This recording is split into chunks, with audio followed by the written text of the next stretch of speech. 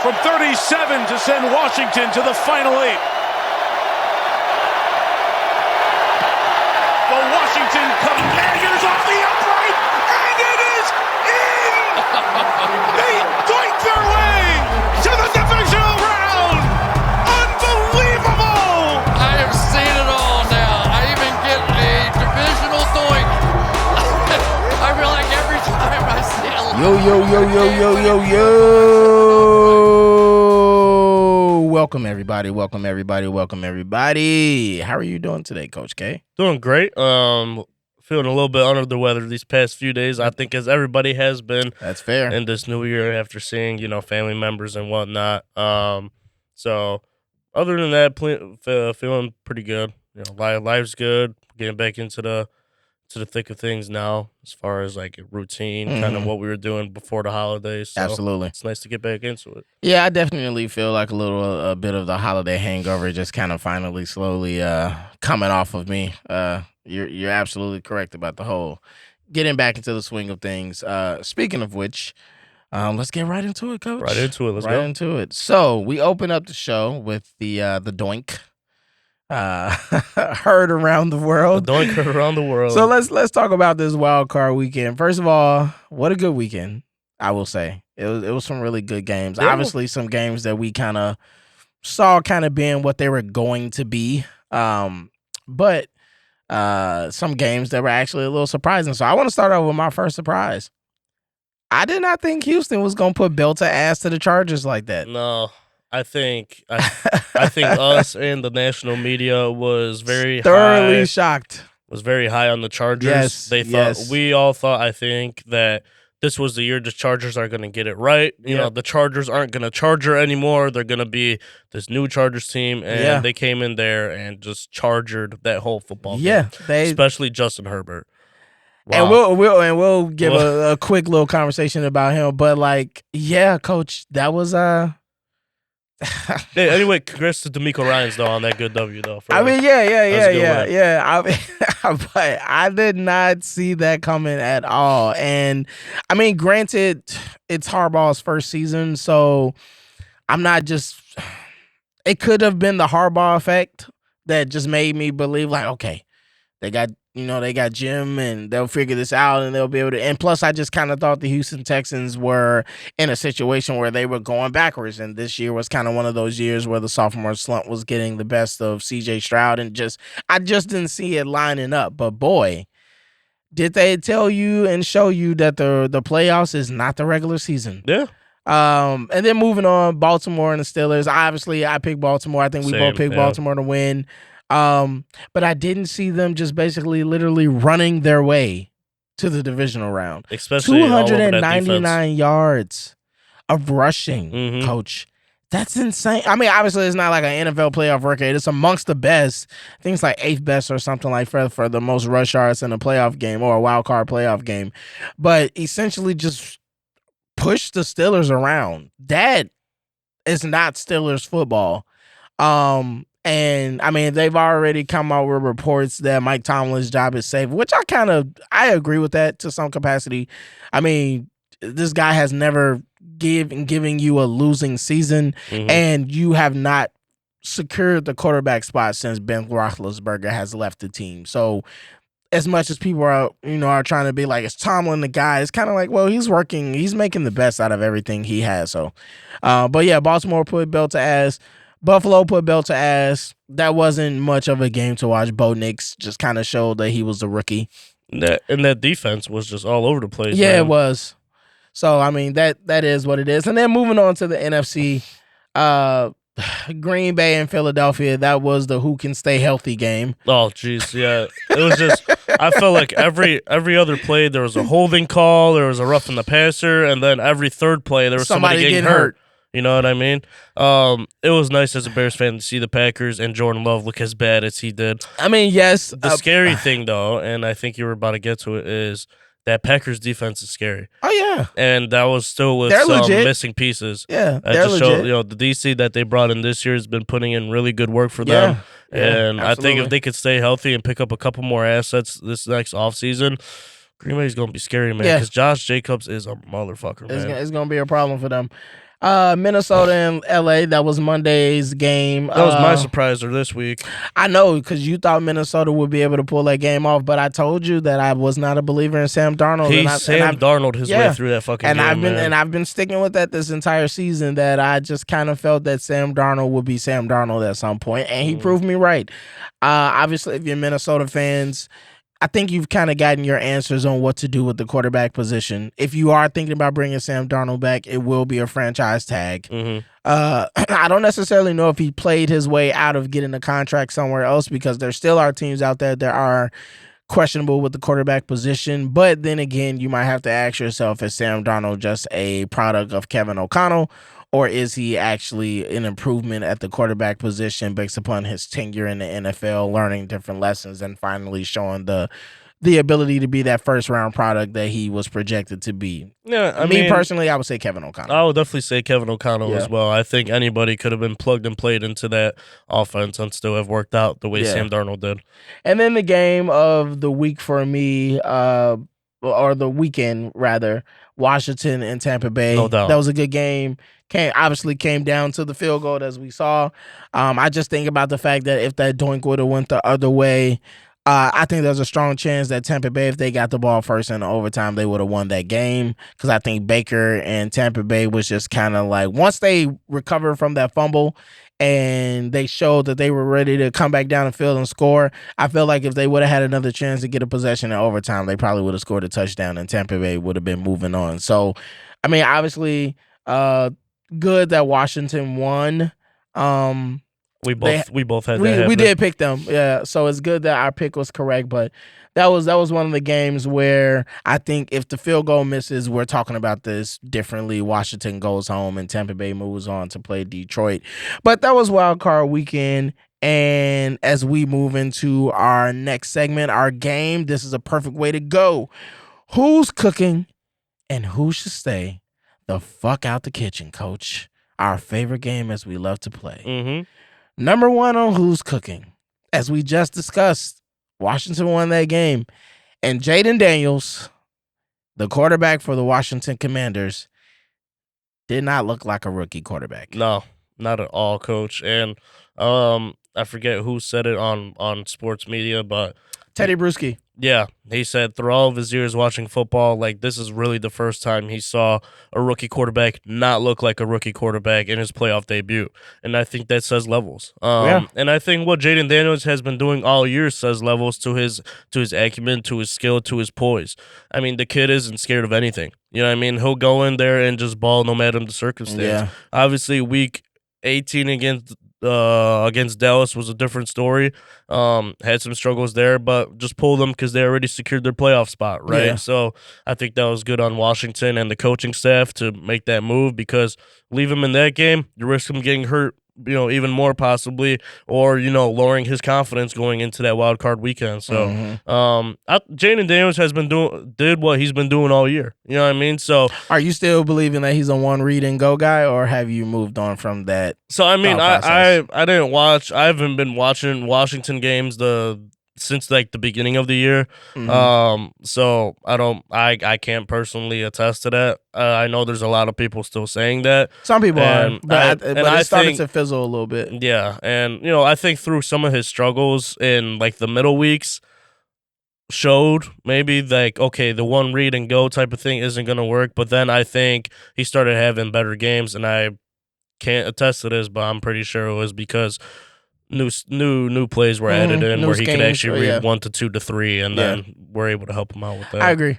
I think just piggybacking a little bit, he isn't the typical rookie, and it may be too early to say because he will obviously have to win a Super Bowl in order for this parallel to make the most sense. But his parallel right now is kind of Magic Johnson in his rookie season. Where Magic Johnson went on to lead the Lakers to an NBA championship in his rookie season. Obviously, like I said, Jaden Daniels will have to win the Super Bowl in order for that parallel to come true. But it's quite fitting that Magic Johnson is a part of the Washington Commanders ownership group. Yeah, right. So it's kind of just like, the luck of the draw type of parallel. But he has that type of mystique to him, that he's just a little bit more prepared than people may have thought that he was going to be. And obviously, I have been a big Jaden Daniels fan, as many of our fans know.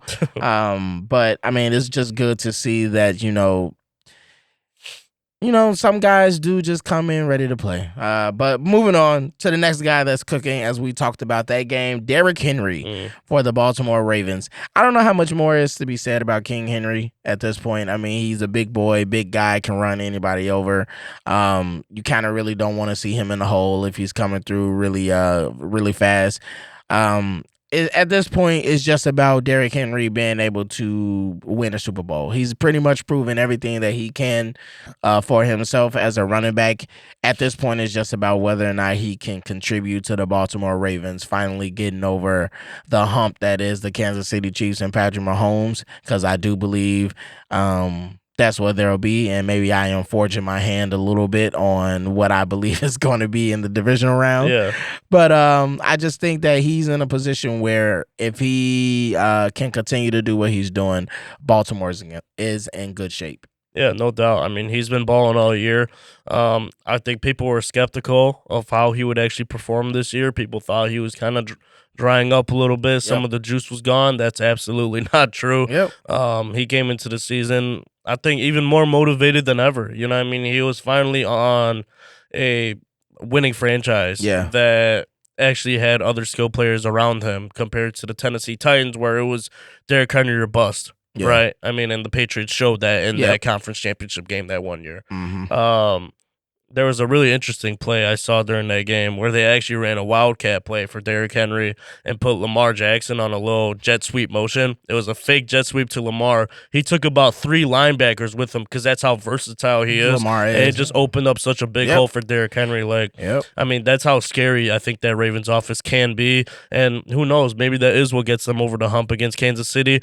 But we'll get into this later. I've got my own thoughts about Kansas City and what they got coming up here.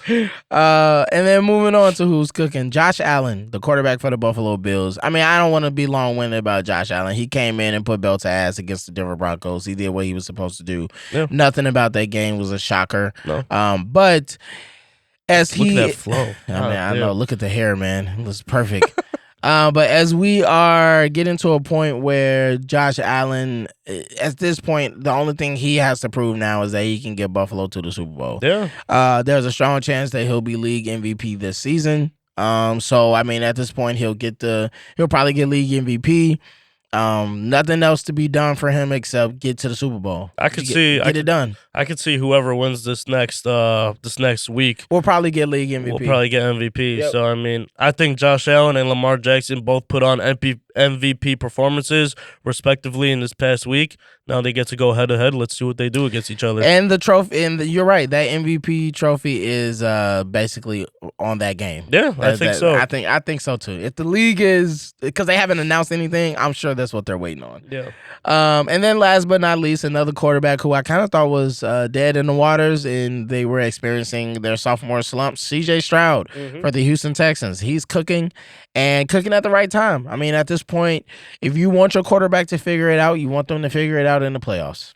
Simple as that. No doubt. If you're struggling all season, regular season, and barely making yourself look like how you did the first season, if you want them to figure it out, you want them to figure it out when it's money time. And CJ Stroud showed up and played like the CJ Stroud that I thought he could play like, and Houston came in and did what they were supposed to do. Now, I don't know what that means for them going forward because they do play the Kansas City Chiefs. My best expert opinion is that they lose that game against the Kansas City Chiefs, but I won't put it past them because DeMeco Ryans has shown that he can figure some things out. He is a good defensive mind. Obviously, it just will. To me, honestly, it'll come down basically like it always does. Can your quarterback outperform Patrick Mahomes? And usually the answer is no. Right. Yeah.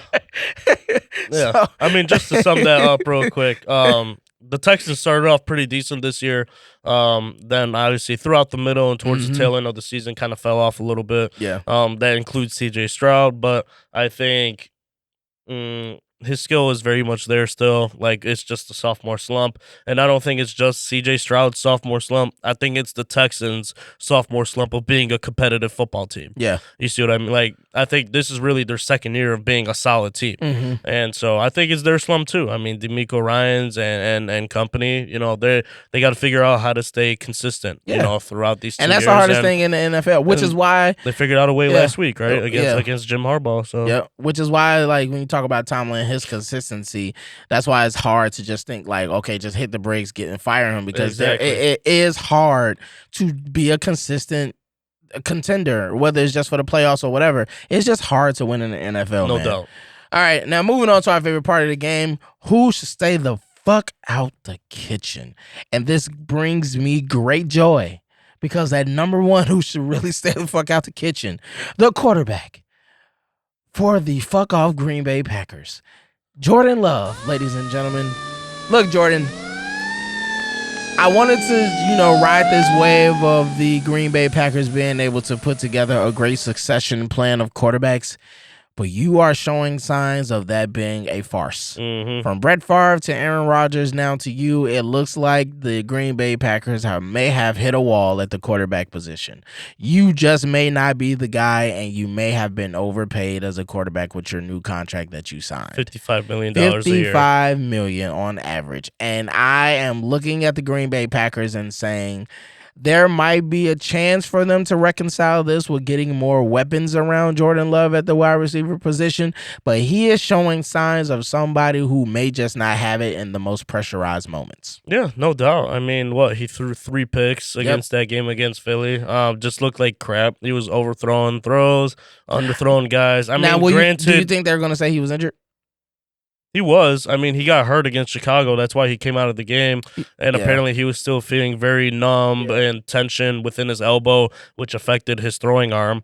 But at the same time, it's playoff football. Everybody's banged up. Nobody's coming into the postseason all fucking 100% healthy. You know what I mean? There's wear and tear that occurs on the body. That will affect every single player, including Derrick Henry, including Jaden Daniels. I mean, he got beat the fuck up all year, especially in that last game they played. So, there's no excuses, especially when, at the beginning of the season, some guy were touting this as their dark horse for MVP. It's just it was so ridiculous to me, and I think this game showed why. When Green Bay plays legitimate fucking games, they struggle. Yeah. They struggle on the offensive side of the football. Granted, the defense has looked phenomenal all year, like mentioned in our opening segment, but this offense has to figure it out, because they cannot just hand the ball off to Josh Jacobs 30 times a game and expect that to be a winning formula.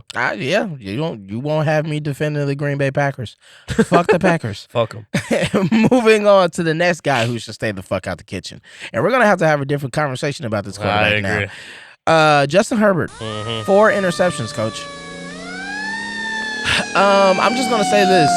There has been much talk about how Justin Herbert was amongst the elite of quarterbacks in the NFL, and that really the thing that was his Achilles heel was that he couldn't find consistency at the head coach position. There wasn't good coaching around him. The team lacked discipline, and all of these things that was hindering Justin Herbert from going on the type of run that a Joe Burrow could do, or the type of run that Josh Allen or anybody else in the AFC amongst the elite quarterbacks could do in the playoffs. And this game just proved to me that all that shit is bullshit. I don't know if this kid is seeing ghosts. I don't know if he is not really able to read the defense. I don't know if it's arm talent. I can't really say it's arm talent, because he does show he got an arm. But something with either the mechanics or either with his IQ development is not there, or maybe it's just that nervousness gets the best of him, and it could just be that simple. That's what I was gonna say. I think it's his poise, man. If this was man, his poise rating is probably like a 25 out of 99. Yeah, them sliders ain't up on poise. It's not sliders are not up. Though he has really performed great all season when he was healthy. I think he ended the season with either 23, 26 touchdowns and only 3 interceptions. Yeah. So seeing him play the way he did in this last game against the Texans was very eye-opening and very concerning, because when you do get to these postseason games, which are the really important ones, of course, to actually determine the success of your franchise, you need your quarterback to play solid. Yeah. And he played anything but solid. You think the game plan for Houston was just make Justin Herbert beat us? Yeah, I think it definitely was, because if they let oh my God, what's his fucking name? if they let J.K. Dobbins just run all over him, you know what I mean? He's back and healthy. That's, I think, why it led to so much success for the Chargers all year, because J.K. Dobbins was an absolute unit against that offensive line. They leaned a lot on their running game. They actually didn't let Justin Herbert do what he's been doing the previous season. Exactly. Just letting the ball rip 30, 40 times. They controlled the game. They managed games a lot better. And I think that's why Justin Herbert had the year he had, is because, proven in the NFL, you got to have a stable running game to be able to throw the football effectively as well. So that's true. That's true. Moving on to the next guy who's just, I won't say he needs to stay the fuck out of the kitchen. He probably just needs to stay near the island and kind of let other people manage the stove. But he don't have to leave the kitchen. Yeah. But that is the quarterback for the Tampa Bay Buccaneers, Baker Mayfield. As I said earlier, I did think that in that game, had they went to overtime, Baker Mayfield probably would have pulled it out. But because they didn't, the question lies on whether or not Baker Mayfield has enough of the intangibles to be a winning player for your franchise to get you where you're trying to go. And the answer for me is he may be more Kirk Cousins than he really is even a Joe Flacco. Not saying that in a matter of skill, but more so just the intangibles you need in the playoffs. People are going to be so upset. I know they're going to be upset with me, but it's more so just like there are certain intangibles that you need to win in the playoffs and get your team to a Super Bowl. Whether you like Eli Manning or not, he won 2 against the greatest quarterback of all time. Yeah. Whether you like Joe Flacco or not, he got it done in Baltimore, which we've yet to see Lamar Jackson do with all the talent that he has. Whether you like it or not, Nick Foles led the Philadelphia Eagles to a Super Bowl, and Carson Wentz was supposed to be one of the best generational quarterbacks of his time when he came out. MVP fucking season. MVP season, right. So it's just like there's something to be said about the guys that can just turn it up an extra notch in the playoffs. And I just think that Baker Mayfield, with all due respect to his college career and all of the crazy things he did in college and stuff like that, because I'm not saying he's not a winner, but the NFL is a different level of winning. It is, regardless of how people want to feel about it. Yeah. It's a different level of winning. You're playing against the best of the best, the most elite of athletes. And yeah, you may be Tim Tebow in college. Doesn't necessarily mean you're going to be Tim Tebow in the NFL. And we've seen it. So I think that's the thing about Baker. If I'm the Tampa Bay Buccaneers, I'm asking myself the question, I mean, is Baker Mayfield enough for us to win the NFC South? Of course. Is he enough for us to win a Super Bowl? I don't know. I really don't know. And I don't know how many more weapons he needs to have. Maybe they need to have a little bit more stable of an offensive line. Maybe a better tight end. I think their offensive line is solid. Maybe a little bit better of a tight end. But, I mean, you've got Mike Evans. You got Chris Godwin. You got, stud rookie Bucky Irvin out of the backfield.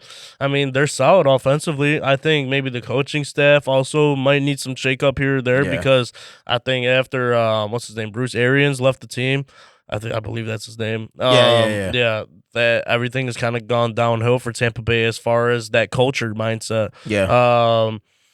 And Baker played a good game. He went 15 for 18. I think he threw for either 1 or 2 touchdowns as well. But I mean, you gotta be that game changer, right? You gotta in the playoffs, like you said with the whole Patrick Mahomes thing.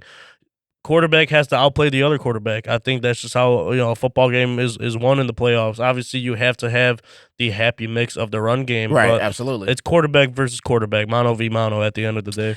I 100% agree. And then moving on to the last group. This is more so a team more than an individual.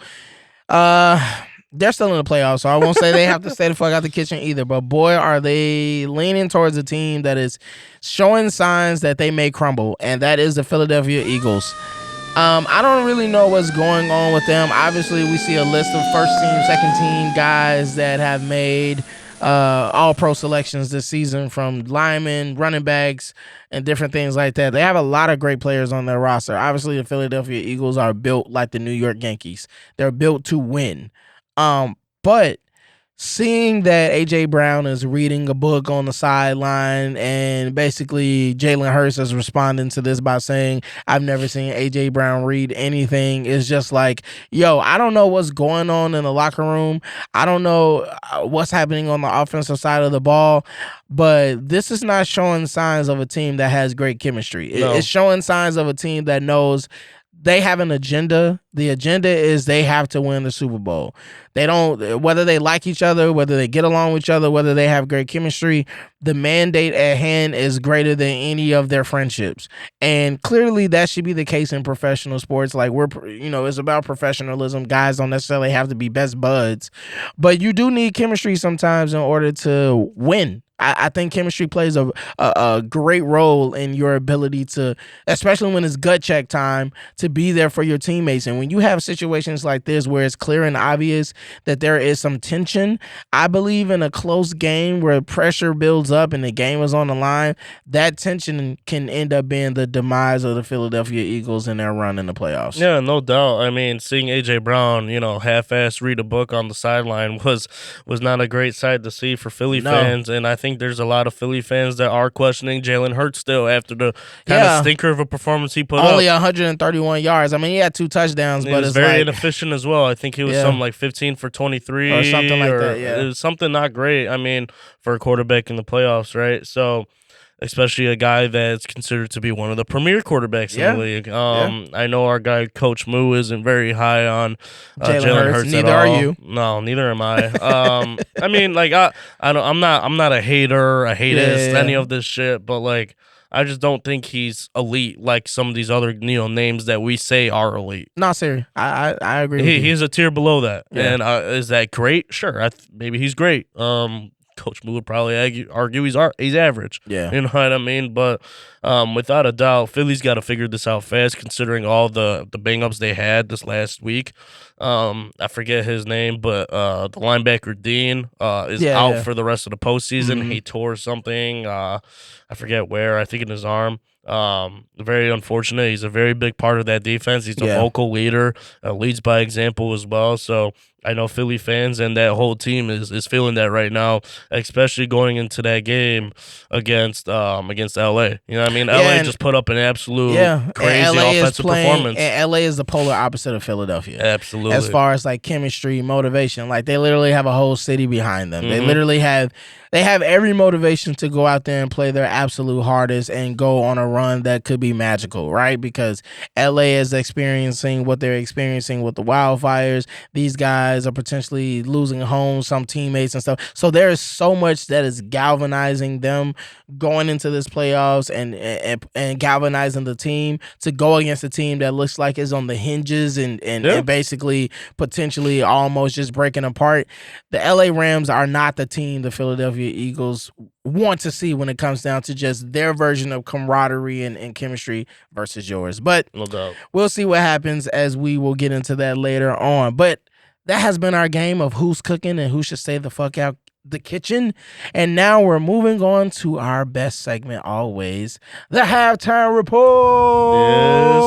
Yes, sir. All right. As we know, the Chicago Bears are experiencing a head coach fiasco. Obviously, they need to figure out who's going to be leading our franchise out of the depths of hell into potentially a paradise of football heaven. And we have yet to figure that shit out. No, I don't think we're anywhere close to that. I don't think we're close at all. So, right off the top, there was discussions of Mike Vrabel potentially being a coach for the Chicago Bears. And as we all know, reportedly 2 days ago, he has officially signed a contract to be the head coach for the New England Patriots. He went home. Went back home to where he knows best. And do I blame him? Not really. But I think the Chicago Bears kind of already knew that was a situation when it came out reportedly that the interview with Mike Vrabel was over Zoom. So that tells me that they kind of already figured that as long as Gerard Mayo got fired from the New England Patriots, it was damn near a shoo-in that Mike Vrabel was going to be the head coach for the Patriots. And here we are. So Mike Vrabel is off the list. Do you feel any type of way about that? I mean, it's not surprising because I think even going into this offseason, it was surprising to hear Gerard Mayo got fired after 1 year, but I mean, at the same time, you got a guy like Mike Vrabel available to you, in the coaching market. You got to go bring the guy home, especially since he's shown interest in coming in the coaching this franchise. From reports that have been released, his interview with the Chicago Bears was very impressive. It was a very clear plan as far as how he wants the team to look, what culture he wants to set, a developmental plan for Caleb Williams, and a very impressive and high-end staff he would have brought along with him, which, of course, is coordinators, whether that's passing game, run game, just quarterbacks, coaches. He would have brought in probably just a completely new slate of guys, which I think is what this team needs, to be honest. The whole house would have been cleared. Absolutely, and I think that's, as a head coach, if you've got that type of pull, since he's won in the past, he's been around the NFL for so long, he knows so many people, and he was a former player. Absolutely, and he was a successful coach. I mean, successful coach with a grain of salt, but he did well in Tennessee for the situation they were in. So, unfortunate, but not surprised. Okay, so not really disappointed. No, I think he would have been a great culture builder for the Bears. Is he the coach we would need as far as actually running a more modern NFL offense? I'm not sure, because I think with the offenses he's had in the past, Derrick Henry was very Derrick Henry centric. I mean, that's all we really remember about Mike Vrabel. Got it. Is Derrick Henry. The Bears don't have a Derrick Henry. Where do they go from there? Gotcha. All right. Well, since we're talking about modern offense, moving on to the next potential head coach. See what I did there? Yeah, I like what you did. I like how you set that up. I caught it. Now we're gonna dunk it. Ben Johnson. Damn. So much can be said about this guy, and I want to be, I guess. Be careful. Yeah, I want to be careful. Be careful, because I don't want to piss people off. Yeah. I really don't. I really don't want to piss people off, because it's not. It's less really about him than it is about where I think the Bears are. But sticking on Ben Johnson, it is rumors that Ben Johnson wants to be in a situation where he would have kind of autonomous control, that he would have direct lines to the desires that he wants through ownership and the general manager who would be helping him get players and blah, blah, blah. Essentially, he would be the head coach, but he would kind of be the de facto voice in the organization about what's required for him to win.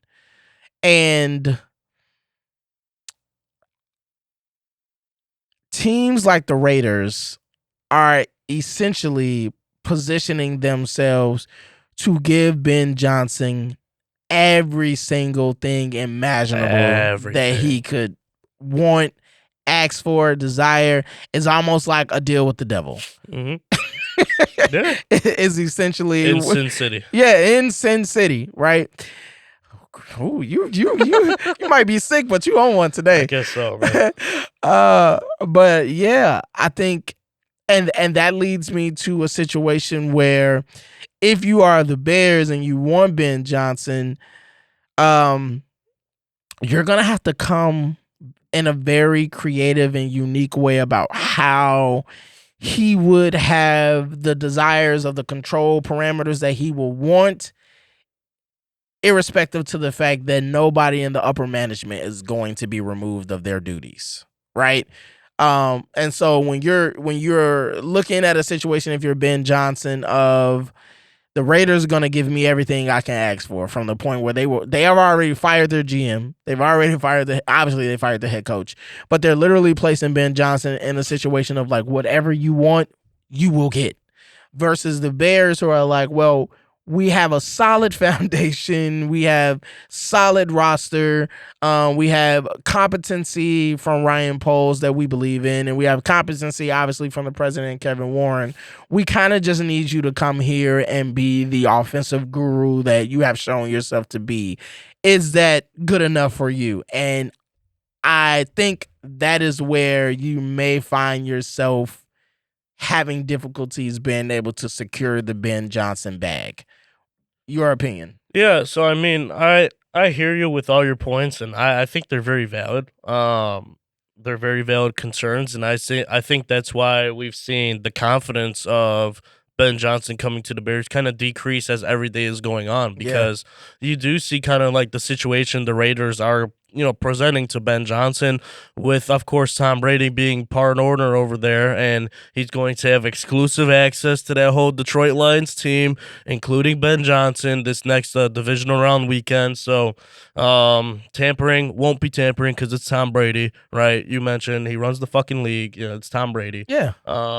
He was the LeBron for the NFL for the longest. So, I mean, they're going to have a really good shot at trying to pitch something very strong to him this next upcoming weekend. And they already have on been, a continuous basis. They're going to be able to push and promote the Raiders. Exactly. And with the Bears, I feel like you said, it's more so about, can he just come in, bring in a couple guys as far as coordinators go, and also are there any free agents he might want and extensions he might want to hand out and whatnot.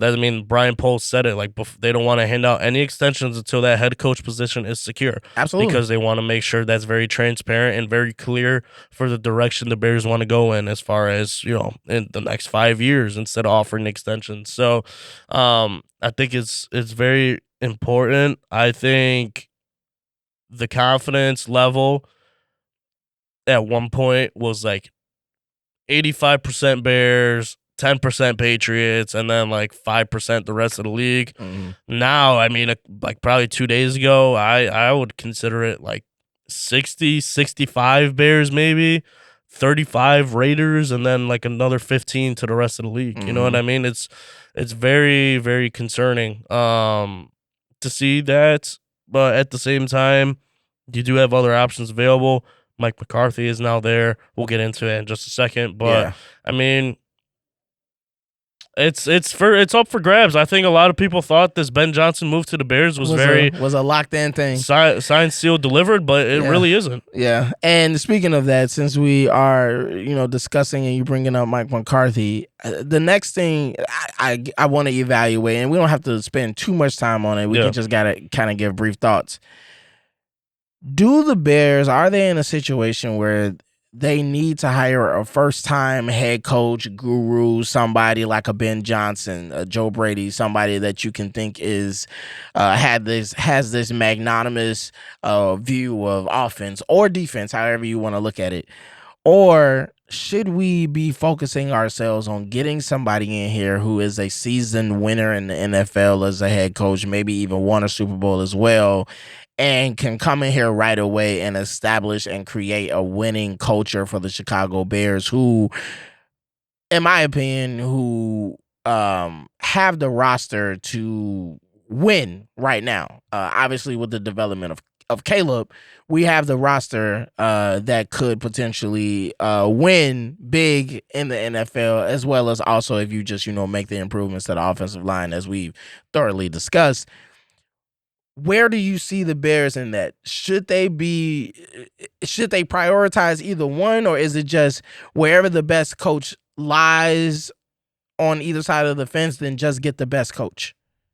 So I kind of want to just go past the past couple Bears coaches and kind of where they were before they came to Chicago. Right. Starting with Mark Trestman. The guy was coaching Canadian fucking football. Okay. Wasn't even in the league. Right. And that was first-time head coach, all right? Did a bad job. Next, it was John Fox. Proven winner with Denver. Came in, not a Super Bowl winner, a proven winner. Yeah. Mike Vrabel's not a Super Bowl winner. Proven winner. You're right. Right? Came in, shit the bed. After that, who was it? Matt Nagy. First-time head coach, but offensive coordinator, winner with the Kansas City Chiefs. Yes, he was offensive coordinator in Kansas City, but was calling no plays. Fair. Wasn't in control really anything. He was kind of like how Thomas Brown was. He was more like a passing game coordinator. That's pretty much what he was. Andy Reid and Eric Bieniemy were clearly the offensive gurus who bounced ideas off of each other. Came in, had a very great year, first-time head coach. Was that his first year? That was 2018? That was his first season. Yeah, 12-4, best Bears season in a while. We lose in the wild card because of double the doink. Yeah, but NFC North champions nonetheless. Yeah. And then the offense stops being so consistent. It starts going in very different directions instead of having a very clear path of success. After that, it was Matt Eberflus. Matt Eberflus, first time head coach too. exactly. And I mean, solid defensive coordinator. When he was with the Colts, there was always chatter in the locker room that, he wasn't a coach for everybody. Right. He had favorites, Right. and he made that very clear who his favorites were. Yeah, because he brought him to Chicago. Exactly. So I think regardless of if they were a proven winner or if they were a first-time head coach, a lot of the decisions the Bears have made have been so porous because the things they were doing in other cities before they came here were nothing substantial. Got it. Even the hiring of Luke Getsy and Shane Waldron. Shane Waldron, they consider him to be the reviver of Geno Smith's career. Right. I think it's because he had DK Metcalf and fucking Tyler Lockett in a great offense. I think Shane Waldron, if anything, he really tuned out Jackson Smith and Jigba in his first year. Okay. And he really flourished this year. Then you look at a guy like Luke Getsy. He was the offensive coordinator for the Packers, and that's why we brought him, right? Mm-hmm. But who was actually calling the plays for the Packers? Matt LaFleur. Mm-hmm. You know what I mean? So we were hiring guys that never actually were that involved in the actual either play calling process or the actual coaching process as one of the main guys. So okay. I think regardless, that's a very fair assessment. I see why the first time head coach question is so concerning, but with Ben Johnson, he's the one calling the plays on offense. He's kind of like that Sean McVay type of coach where I think he could immediately step in as head coach and have influence. But if you also get a proven winner, if you get a guy like Pete Carroll, he's old, he's won a Super Bowl though, right? Or Mike McCarthy. Right? Many years with Green Bay has shown he could develop a quarterback and has a very clear plan of doing so, and is successful in the playoffs. So I think really the only first-time head coach I would consider if I am the Chicago Bears is Ben Johnson. Other than that, go with a proven winner. Okay. You know what? I thought I was gonna have something to say. No, but you, hey, I'm not delusional. Hey, man. yo, you rocking and rolling today. You covered the bases on all that. I don't really have too much to add. I agree with every point that you made. But that leads me to compounding that conversation with the first time head coach in the season winning type of head coach. I think what matters the most to me as to where you go with that decision is if you're deciding if the Bears are in win now mode or retool mode. And for me, I'm a believer that the Bears are in win now mode. I think that's where we have to ask that question. And if we can get graphic 13 up at any point in time, that'll work for this particular topic.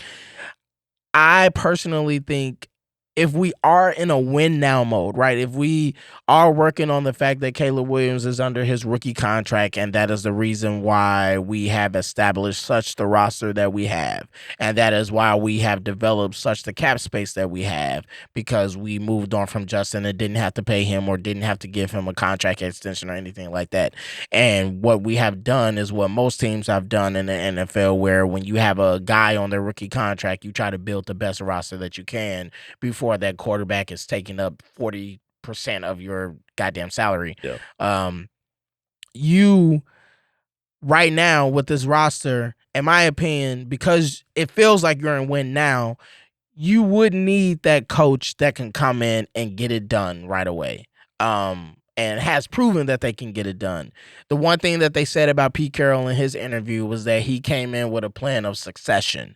So his goal was that he wanted to come in, help the Bears get to where they're supposed to be, develop the culture, blah, blah, blah, blah, blah. And if they win a Super Bowl in that time, cool. But if not, he had a plan of whoever he had on staffs, one of them being the guy that would come in and he will walk away after 3 to 4 years, and that guy would take over the team, take over the culture, and basically just put basically take the team to that next level after Pete Carroll's departure. What I'm saying is, if that is true about what Pete Carroll was designing, I think that's perfect for what I think the Bears may actually need. Could that be a Pete Carroll pulling in a Marcus Freeman 2 years from now to come in and be the DC and to be the overall successor to Pete Carroll, and being able to teach Marcus Freeman about how to find offensive coordinators to run what you're trying to run for your team? Cool. Maybe that is. Or could it be Pete Carroll bringing in an offensive coordinator that we don't know about, or that somebody from another team that just highly respects Pete, and he comes in and turns the offense around, and then once Pete leaves the situation, that guy can take over. Something like that, or even if it's Mike McCarthy who has a plan like that. If they are in win now mode, I think the best type of way to go would be that seasoned head coach that's willing to come in and create a plan of succession. If they are in retool mode, then I think it's no conversation. You have to go get Ben Johnson. If you are willing to like you said when you mentioned the players that are in the midst of getting extensions and stuff like that, if you are willing to let those guys walk and rebuild this team in the image of Ben Johnson or whatever he wants, then if you're willing to do that retool and blah, blah, blah, then Ben Johnson has to be the coach you get. It's not even a question about who you get. It has to be Ben Johnson or you really failed in my mind. So I think that's where the Bears have to ask themselves. If it's a retool, it's Ben Johnson. If you're in win now mode where you're like, we have to win while Caleb is on his rookie deal, I don't know if you go the Ben Johnson route. You might have to go the Pete Carroll or Mike McCarthy route. See, I think those points are very valid for the win now mode. The only counters I really have for that is I feel like you could retool and still be successful this next year. I think you could retool in this offseason with the $83 million you have in salary cap. Okay. And with extensions you may choose not to offer. And also maybe trades or acquisitions that can be made around the trade, the draft day, or anytime in free agency. Okay. I think there's many things that the Chicago Bears can and would be willing to do if they were to bring on a guy like Ben Johnson. I agree with you that if we are going to go with the retool route, it has to be Ben Johnson. But with the win now mode, I could see that also being Ben Johnson. But at the same time, I could see the favor for bringing in a winning head coach because you don't have time for Ben Johnson to learn in his first year. Yeah. Caleb's only going to have 3 more years on his rookie deal. Yep. If you want Super Bowl in these next 3 years, you need a guy that could win now, right? Yeah, You need a guy that's been there, that knows how to win, that knows how to set a culture immediately. Yeah. In my opinion, that was Mike Vrabel. I think Mike Vrabel would have came in day one and set that culture, like he did already in his first media session with the New England Patriots. Yeah. He did that shit right away. So he told the camera guy to put the camera down and applaud for him as he came into the room. Yeah. You know what I mean? Like, it's shit like that. That's culture. But I do believe that the Bears are more in a retool mode just because of some of the expiring contracts we have and also the status of the offensive line and possible acquisitions that can happen this offseason. Right. That's why I'm more inclined to believe we're more in that type of gear rather than win right now, because I don't think retool means win in 2 or 3 years. I think retool can mean you could still win this year. I would disagree, but I can understand why you have. Yeah. I can understand why you have that. I don't know if retool means we win now. We can win this year. We'll be better than 5-12, guaranteed. And I think that's all we're asking for, though, as of this next year, though. I think you're really looking for just the expectations are probably going to be the same. Okay. That we're walking into this season. So what do you think is that? So when is the expectation to win a Super Bowl? To win a Super Bowl, it's got to be I think it's going to be Caleb's 4th year. The last year of his rookie deal, or when he gets the new contract. It might have to be that, because then you got to think about it. But by that time he gets another contract, the team is going to be torn apart a little bit because his money. But you'll still have your core pieces in DJ Moore and Jalen Johnson. I think by the time Caleb gets his next contract, DJ Moore's contract is up. Is that how they worked it out? Yeah, pretty much. No, I think it's going to be the first year after Caleb gets his contract. I think it's something like that. Either way, I just know that most of the signing that we're doing, if you look at it, most of the signings that we've been doing has been geared around Caleb's rookie contract. Okay. So everything has been like 2 year, 3 year, basically in his window of rookie contract. I haven't seen too many contracts that we've given guys that extends past. Extends past Caleb's rookie window. So that's why I think if you are trying to win, maybe year 3 is when you're expecting a Super Bowl. I can agree with you and say year 4 you're really like, we got to win a Super Bowl. Yeah. But at some year 3 might be the year that you're like, okay, Caleb. Right. I don't think the expectation is for that to be next year. I think the expectation is to make the playoffs. If you do get a guy like Ben Johnson or any new head coach, improve the roster, should at least make the playoffs, because that was the expectation this year, to be a 10, 11 win team, even 12. And make the playoffs, yeah. I agree. Make the playoffs. And then I think expectation year 3, man, with the Vikings looking how they're looking and Green Bay possibly being on the downside, I don't know. Yeah. Detroit might be on a little bit of a down sweep as well because they're going to have to start paying guys. They got a lot of guys under rookie contracts as well. Yes. That is probably your moment to win the division and make your Super Bowl run. I think that's the year 3 into year 4. Okay. All right. Well, enough about the Bears. We'll continue to circle back on the Bears, especially as we're waiting to hear what they're going to do about their head coach position. Right. And once that gets named, then we'll have a great discussion about whether or not they picked the right guy. But we want to talk about the Chicago Bulls and what they've been able to do this season so far. So currently, they are sitting 18-21 in the NBA right now. I still believe they're either 9th or 10th in the Eastern Conference. Obviously, they are playing a very tightrope game of being able to kind of make the playoffs and at the same time simultaneously keep their top 10 2025 pick. If you are a Chicago Bulls front office, you can kind of argue that the Bulls are doing exactly what you want them to do.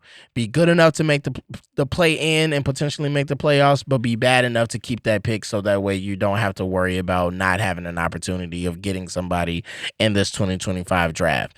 If you are a fan of the Chicago Bulls, you are feeling like this is the worst possible position to be in because you just don't know what kind of team you're going to get day in and day out. And arguably, you probably won't find out until the play-in when everything is over with. The drama of the season is over with. The drama of getting the 10th pick is over with. And now these guys can really just try to go out there and just try to do their best to make the playoffs and potentially play for something. But as we talk about that and we discuss that, I do want to show, and I just want to say that it has been refreshing to see the way Nikola Vucevic has been playing, the way Zach LaVine has been playing, the way Ayo Dosunmu was playing before he got hurt, the way Kobe White is slightly turning the corner on his consistency. Speaking of Kobe White, let's get that next graphic on the Yeah. Speaking of Kobe White. Oh! Yeah, I mean, that's the last we've seen of Kobe White. He was dunking on Victor Wembanyama in a game that we beat the Spurs here at home, and it was obviously a very dramatic game because we had to come back and win that game. And like I said before, Kobe White has been inconsistent all season, and a part of what, in my mind, I thought was going to make the difference for this Bull season, I still think I'm correct, was whether or not Kobe White could be that third option consistently every night to score somewhere between 18 to 22 points per game, maybe even 20 to 24 based upon this modern day NBA and what you need from the offensive standpoint. But he has not been able to do that consistently. And I'm concerned with the fact that if he's not able to do that consistently, where does that end up leaving the Chicago Bulls overall, and will that end up being a situation where we make some decisions that maybe we shouldn't make? And as we go through more graphics, we can switch to graphic 15 and different things like that. We have Lonzo Ball. We have Zach LaVine. Zach LaVine's been balling his ass out, man. Yeah, I mean... And the crazy thing about it is that I don't want Zach LaVine's season to go unappreciated. And unnoticed, because there was so much hate thrown his way last year about how he wasn't a contributor to winning basketball and he wasn't good, and even to a point where fans were obviously saying trade him, get rid of him, and almost to some people saying that this was DeMar's team now, and like Zach just needs to get out the way and just understand he's now Robin. And it was a lot going on around Zach LaVine, and this season he has completely came out and just showed everybody, like, look, I am the player that you guys know I am, right? This is not a debate about whether or not I'm one of the best scorers in the NBA, or whether or not I'm one of the most efficient scorers in the NBA. It's not that I can just put up buckets. I can do it on 18 shots. Yeah.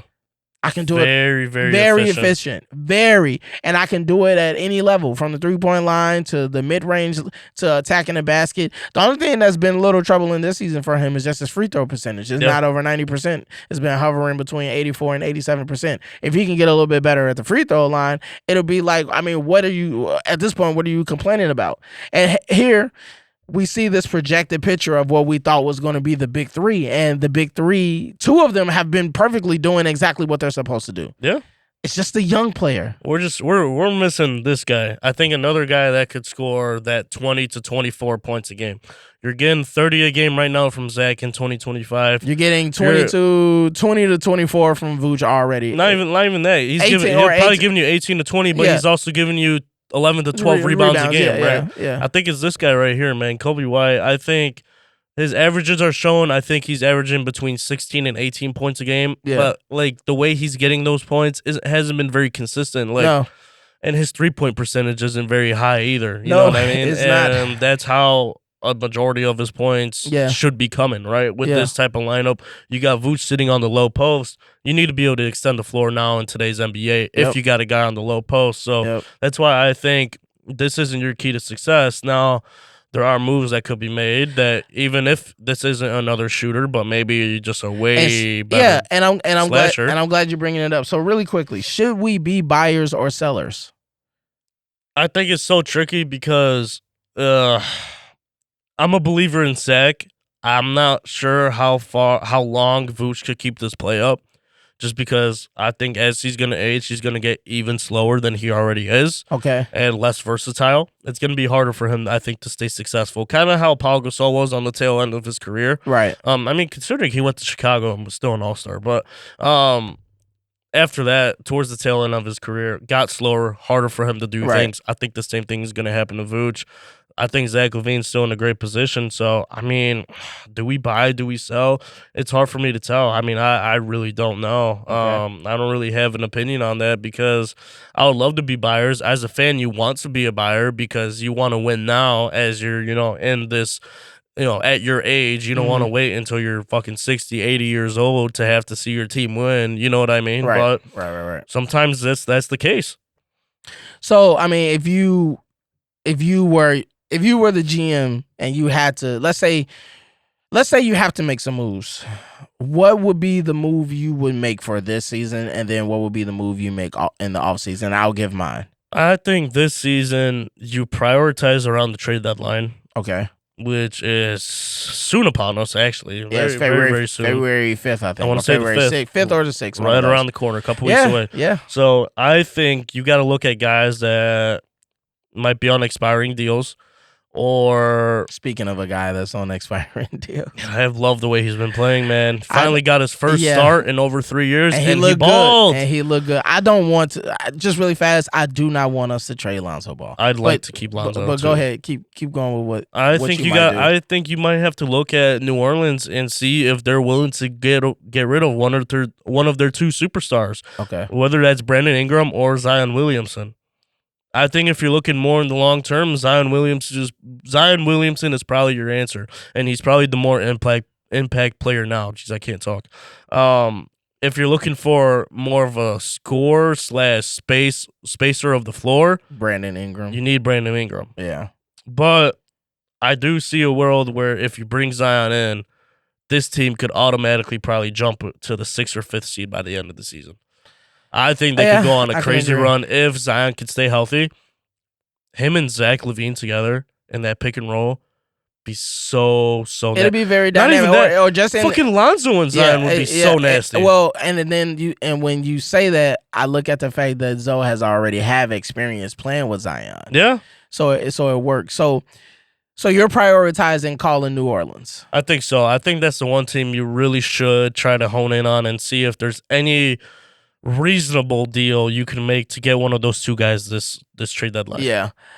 Okay. What would you do in the offseason? In the offseason, I'm looking at free agents as well, and I'm trying to draft well. Whether or not you get your 10th pick, your top 10 pick, I think that determines a lot. If you do get your top 10 pick, you probably want to take him, try to develop him. Right. And I don't know how much money you do ultimately spend, because if you do get a Zion or a Brandon Ingram, you're taking on that contract. So at that point, your hands are pretty tied behind your back as far as what you could do in free agency. But I think if you do wait, you don't make any moves at trade deadline, you wait until the offseason. Hopefully they sign Lonzo on a hometown deal, because right now he's making like over $20 million a year. I think they could get him on a hometown discount, possibly. Or even maybe like a 1+1 type of thing. That's one, something like that. Yeah. But I think then you could prioritize free agency. Whether Brandon Ingram does fall all the way to free agency, maybe you look at some other guys that are available. I can't remember off the top of my head who is, but I think that would probably be the route in the offseason. If you don't do anything in the trade deadline, then you sign some free agents. Yeah, so I'll be fast with mine. So for me, I agree with you. We make space for Zion. I think you make space for Zion by you move Kobe White to San Antonio because I like Lonzo Ball in the starting lineup. So I will move Kobe White to San Antonio to see if we can get that 2025 protected pick back. And essentially, and maybe like another second rounder or two or whatever case like that. Probably get Keldon Johnson back. And maybe get Keldon Johnson back. And then I think you would also then move Patrick Williams to the Charlotte Hornets for maybe a future first round pick and some second round picks. And maybe even move like a Javon Carter to Atlanta, who is said to have wanted him, and then you can get some picks from that. And then I think you take all of those picks outside of the 2025 protected one, Keldon Johnson and whatever other pick or whatever player you get back from the Patrick Williams trade from Charlotte, and you take all those picks and those two players and you send that to New Orleans for Zion to come to Chicago, and then you move Giddey to the bench. I think Giddey, I like Giddey. I need Lonzo to start, man. But I need Lonzo to start. By himself, not with Giddey. Yeah, I don't like Giddey as a starter. I think he's a great bench point guard, and if you are the Bulls, he hasn't shown enough for you to be giving him $30 million plus next season. So with that being said, he's more valuable as a contributor off the bench, running the bench as the point guard. And I would move Lonzo into the starting lineup. And the starting lineup for me will probably be Zoe, Ayo, Zach, Zion, and Vooch for this season. Then at the buyout market, if there is a possibility for this guy to get on the buyout, which is possible, I still say the Bulls should look at getting Ben Simmons to play the power forward position for us in the event that you want to play small ball or interchangeable things with Vucevic. You have the ability now to rotate a front line of Ben, Zion, Jalen Smith, and Vucevic, and you can play fast, slow, big, however you want to work that front line. So that way we have multiple variations of being able to have a strong front line that can block, protect, rim, defend, and all of those type of things. And I do think the Bulls should look at that. This is not a guarantee, but if Ben Simmons is looking for an opportunity to still show that he can be impactful to a team and help them win, going to teams like Boston, I guess the only other team that would make more sense would be the Warriors because they're still struggling, so he can help them a lot too. But basically, he would have to go to teams where they would need him and he can showcase his impact for him to get another contract in the NBA. And then as far as the offseason entails, I'm letting Josh Giddey test the market day one. And I'm not talking to him until he finds out what his value is on the open market. If somebody wants to overpay for him, so be it. Let him walk. Lonzo Ball, I make it a priority to try to see what's the best deal I can give him to come back, a 1+1, most likely with a team option, and see how friendly of a deal I can get. The market might overpay for him depending on the team that might need a point guard. I don't know if that really will happen. I think teams still need to see a little bit more, but it would depend on what the Bulls do in the playoffs and what he looks like as a starter if he stays the rest of the season. If he comes back as a starter and balls and we get to the playoffs and we start playing like the Chicago Bulls of when it was when he first came, that may make it really dicey for you in the offseason as to what kind of contract he can probably get on the open market. So I think that's the issue with that, but I'm willing to take that bet and I'm willing to bring Lonzo back. I would like, sorry, just real quick. I would like to re-sign Lonzo before the offseason. I would like to re-sign him by contract negotiation deadline, which I believe is like a couple days after the trade deadline. Yeah, me too. I would try to get that figured out before he shows the world that he's really, really back. Because I think he's capable. Yeah, and I think he's capable of that too. And then regarding anything else in the offseason, I would say maybe you can move Vooch in the offseason. I think Vooch still needs to stay with us for right now because he's a great stabilizer at the center position. Yeah, no doubt. The Warriors may want him. I don't know what the Warriors give you that you would be so like enamored with moving Vucevic right now.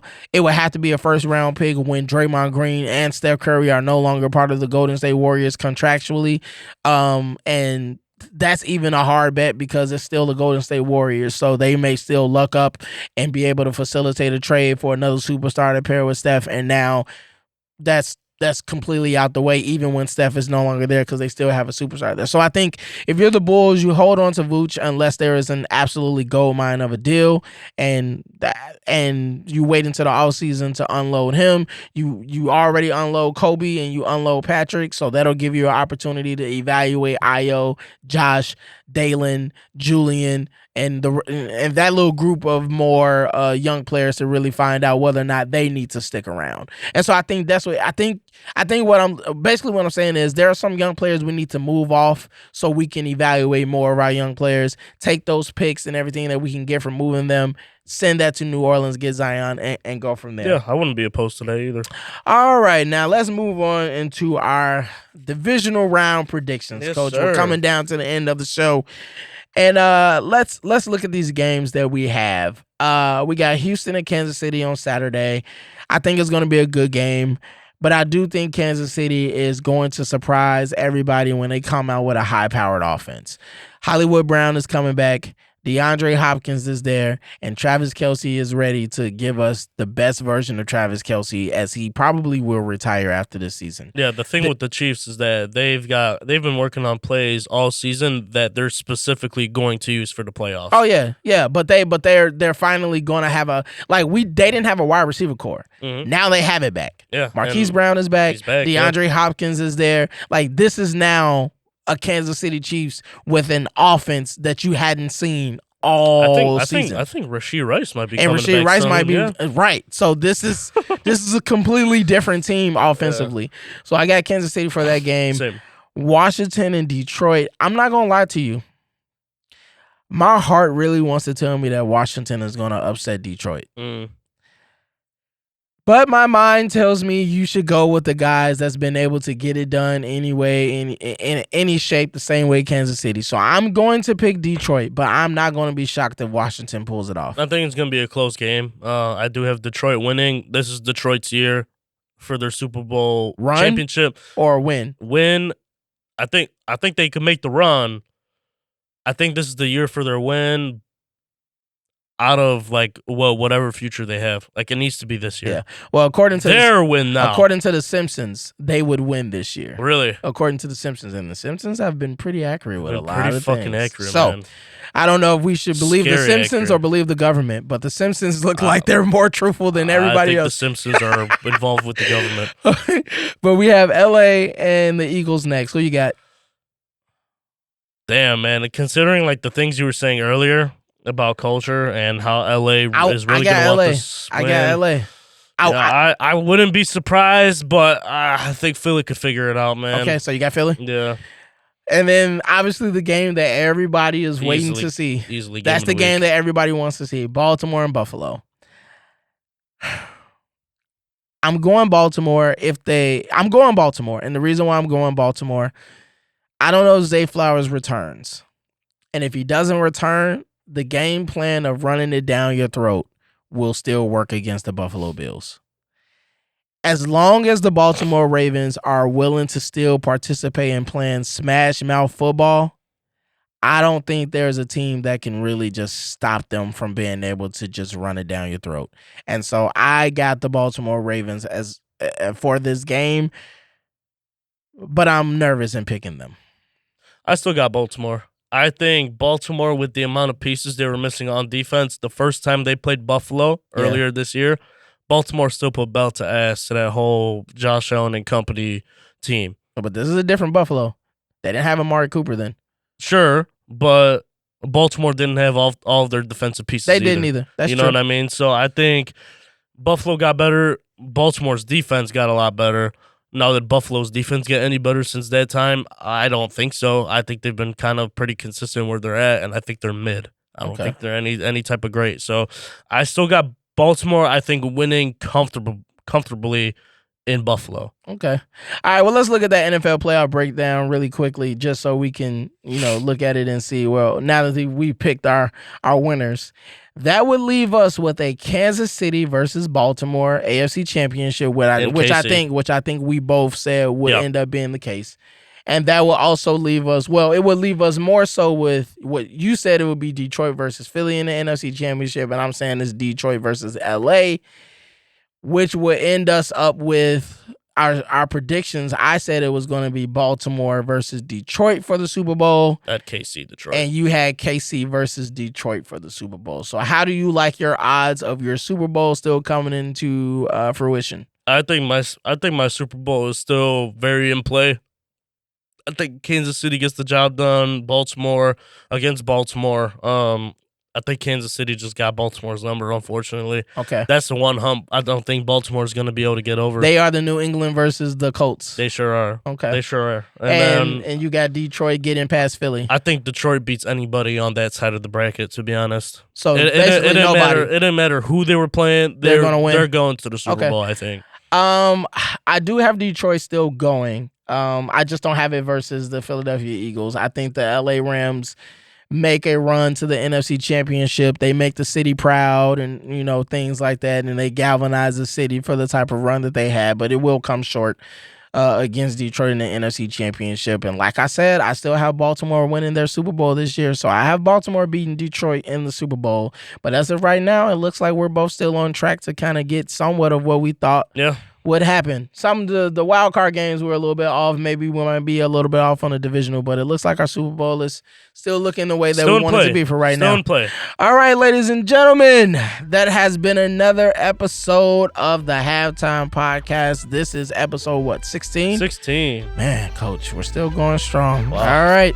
Well, that's been another one for us. This has been Coach Malcolm. It's Coach Conrad. And as always, it's C-Red and Bear Down, baby. Yes, sir. We are.